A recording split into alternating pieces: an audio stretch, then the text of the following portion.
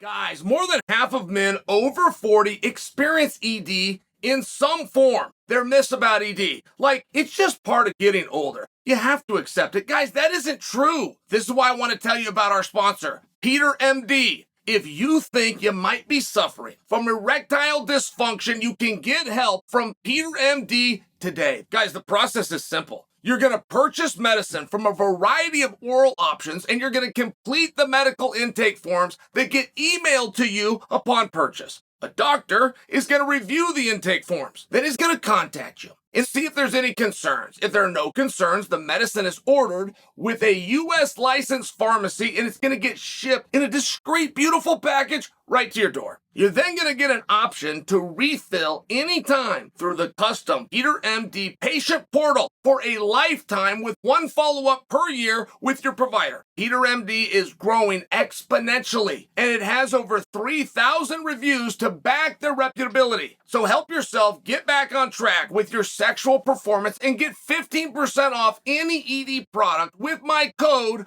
RISEUP at checkout, or just click on the link below. Jake Paul told Conor McGregor to go to rehab. Told him to get into a USADA pool and get into rehab. And he told him those two things on the back end of a very quick, maybe 3-sentence statement telling him no to a fight. Now,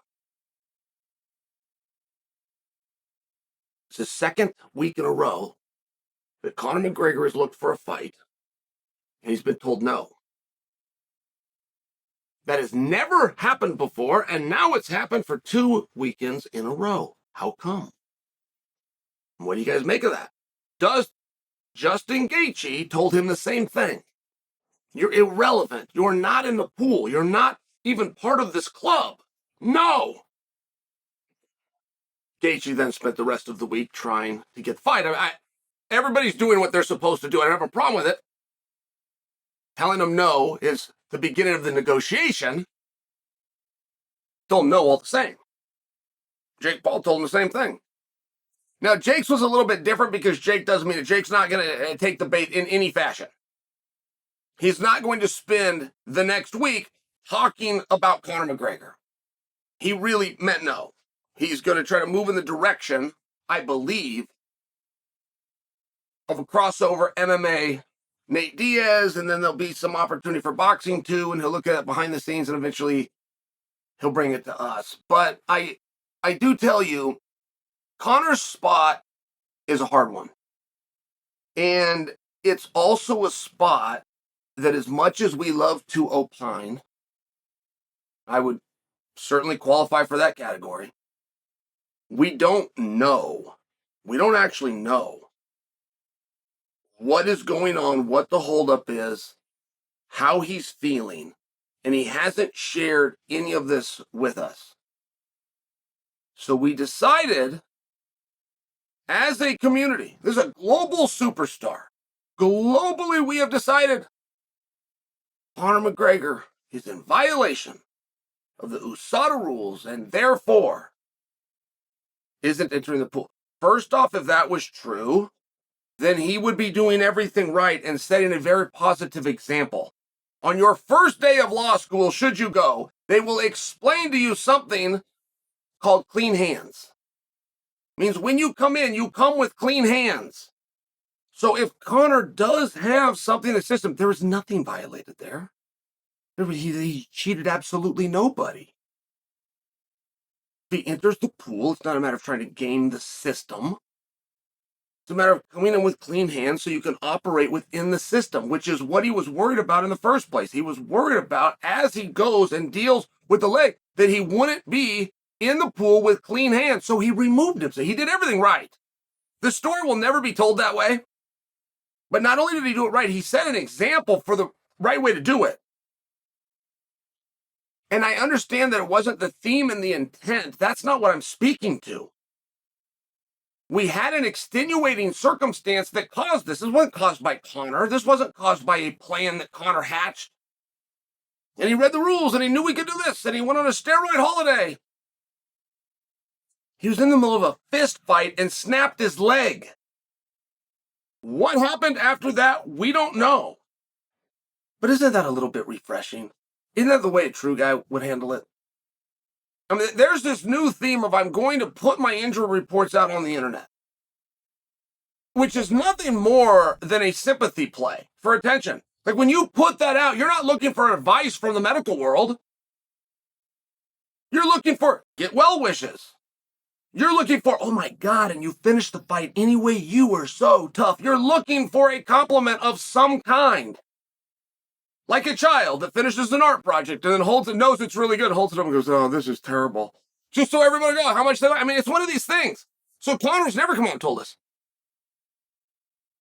He didn't complain in the moment when he was in shock and should have been stretchered and taken to the back. He called over Joe Rogan and he finished his job that he promised he would do and entertain from bell to bell. But the story doesn't get told that way either. The story gets told as a jerk who crossed the line, talked about another guy's wife.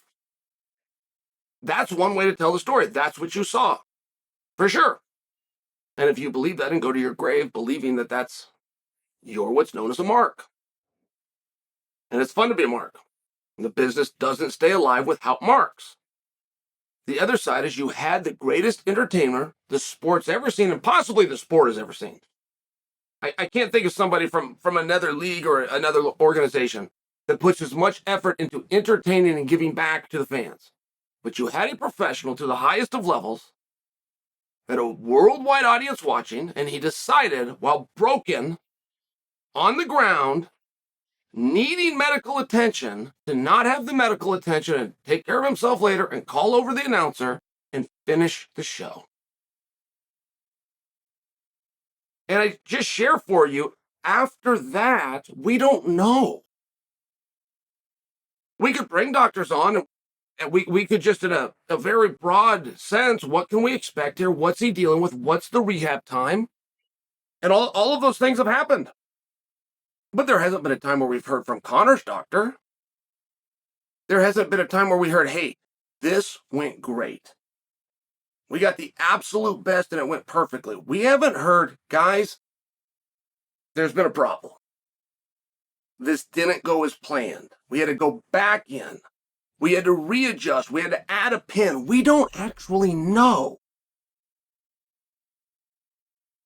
We don't know that the reason that Conor isn't entering the pool and starting the clock, which doesn't just bring him in the pool and start the clock, it also is going to activate an entire machine to get a date, get an opponent, build hype, and move forward. And Conor, that might be what he's trying to stop.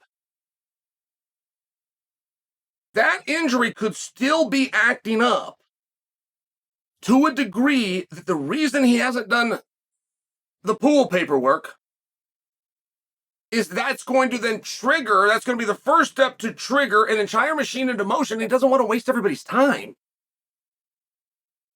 I'm not suggesting for you that is the actual reason. What I'm suggesting for you is we don't know.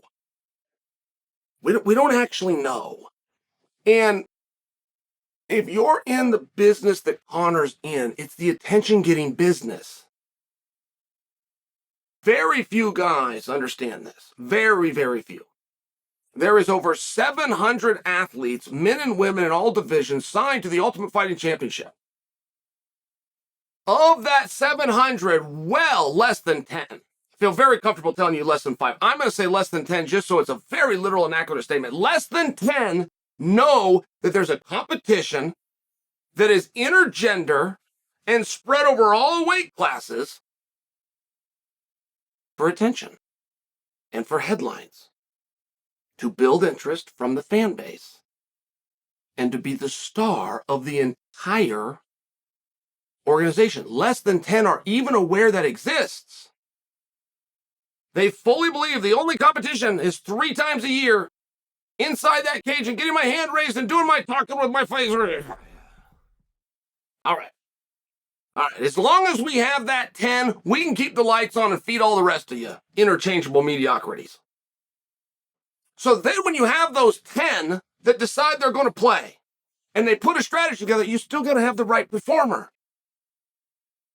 I don't know the song that Elvis Presley wrote. I know that he didn't write Blue Suede Shoes, and I can't give credit to the guy that did. I don't know, but I know Elvis was the one on the stage wearing the blue jumpsuit.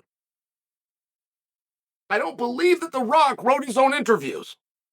I don't believe that he wrote his own material, but there's a reason that he was the one on camera raising the eyebrow. So once you have those 10 that know there's another game being played here, how are they going to do it? I'm sharing for you.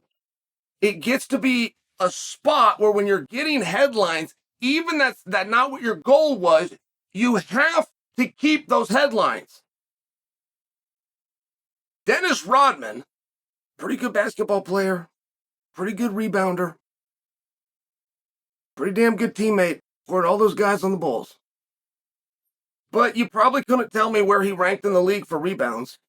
I believe he was number one. I believe he was number one for multiple years, as a matter of fact. Probably couldn't tell me where he started, how many teams he started for. Probably couldn't tell me where he played college. But you could tell me that you've heard of Dennis Rodman, then you'd tell me it's because of the bleached hair, or is the jewelry and through his nose, or is because the late nights partying at the club. I mean, it's one of those situations where for reasons unknown, that's what the media locked onto. Well, what are you supposed to do if you're Dennis Rodman? You want to be in the media, you want to be in the headlines, and you want to be interesting. So that means you got to return to the club at 3 a.m. because that's where the cameras are waiting for you.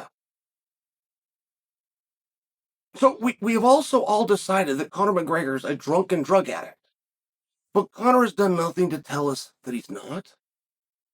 He just sees that this is where a lot of the headlines are going. He doesn't respond to Jake Paul and tell him I don't need rehab.